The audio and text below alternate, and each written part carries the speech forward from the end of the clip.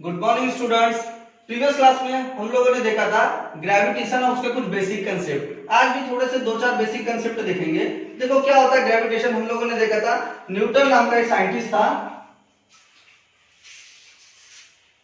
Newton नाम का एक साइंटिस्ट था, उसने ग्रेविटेशन का खोज किया था। क्या किया था उसने? नॉर्मली बोला जाता है न्यूटन एक पेड़ के नीचे, एप्पल के पेड़ के नीचे आराम कर रहा था और ऊपर से एक एप्पल गिरता है। जैसे ही ऊपर से एक एप्पल नीचे गिरता है तो न्यूटन के मन में थिंकिंग आता है कि वो एप्पल वर्टिकली डाउनवर्ड क्यों गिरा, वो वर्टिकली डाउनवर्ड क्यों गिरा, वो जो एप्पल है सीधा वर्टिकली डाउनवर्ड क्यों गिरा, वो एप्पल ऊपर क्यों नहीं चला गया।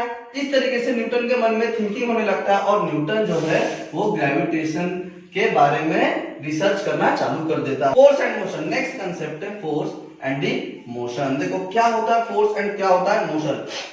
देखो फोर्स और मोशन इन दोनों का रिलेशन बहुत बड़ा है। देखो without force motion is impossible. मतलब अगर मुझे कोई भी चीज का मोशन करना है तो मुझे उस ऑब्जेक्ट के ऊपर या उस व्हीकल के ऊपर इंटरनली या फिर एक्सटर्नली फोर्स अप्लाई करना ही होगा। देखो इसका डेफिनेशन क्या बोलता है? A force is necessary to change the speed as well as the direction of motion of an object। मतलब फोर्स इज नेसेसरी, फोर्स जरूरी है। क्या करने के लिए?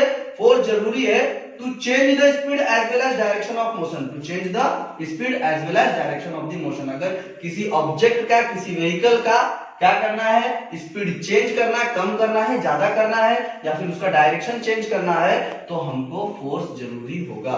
Without force motion is impossible. देखो इसका एग्जांपल क्या बोल सकते हैं? नॉर्मली तुम लोग कोई भी एग्जांपल सोच सकते हो। वो एग्जांपल तुम लोग जब लिखोगे, वीडियो देखोगे और लिखोगे तो तुम लोग अपने मन से कोई एग्जांपल लिखना।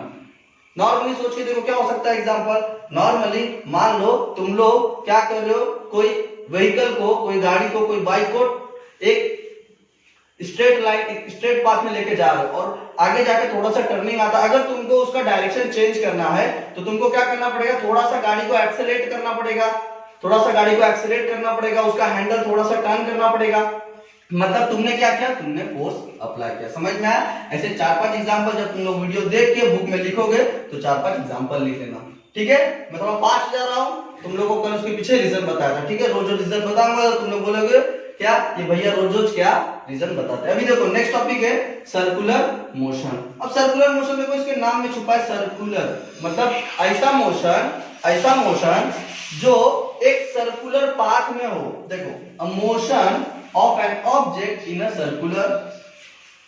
सर्कुलर पाथ और circular track, then the motion is called circular motion। मतलब ऐसा मोशन जो सर्कुलर पाथ में हो, मतलब एक गोले रास्ते में हो, ऐसा मोशन जो एक सर्कुलर पाथ में हो, सर्कुलर ट्रैक में हो, और उस मोशन को हम लोग बोल सकते हैं सर्कुलर मोशन। जैसे नॉर्मली बोल सकता हूं, मान लो इस तरीके का एक गोला रोड है, एक गोला रास्ता बना हुआ है और उस रास्ते के ऊपर, इस तरीके का गोला रास्ता बना हुआ है, उस रास्ते के ऊपर कोई भी व्हीकल है, कोई बाइक है, वो ट्रैवल कर रहा है। अगर कोई गाड़ी चल रहा है इस गोले रास्ते के ऊपर तो मैं बोल सकता हूं जो व्हीकल है वो सर्कुलर मोशन कर रहा है। ठीक है, चलो देखो नेक्स्ट टॉपिक है सेंट्रीपिटल फोर्स। अभी देखो सेंट्रीपिटल फोर्स क्या होता है, दोनों याद रखने का तरीका है। सेंट्रीपिटल और सेंट्रीफ्यूगल दोनों ऐसा बता दूंगा तुम लोगों का, तुम लोग कभी भूलोगे नहीं। देखो क्या होता है centripetal, a force acts on any object moving along a circle and it is directed towards the centre of the circle. This is called the centripetal force. This is called the centripetal force. देखो क्या बोल रहा है, क्या ऐसा force acts on any object moving along a circle, मतलब ऐसा force जो इस तरीके से मान लेता हूं ये सर्कल है, ये सर्कल का सेंटर है।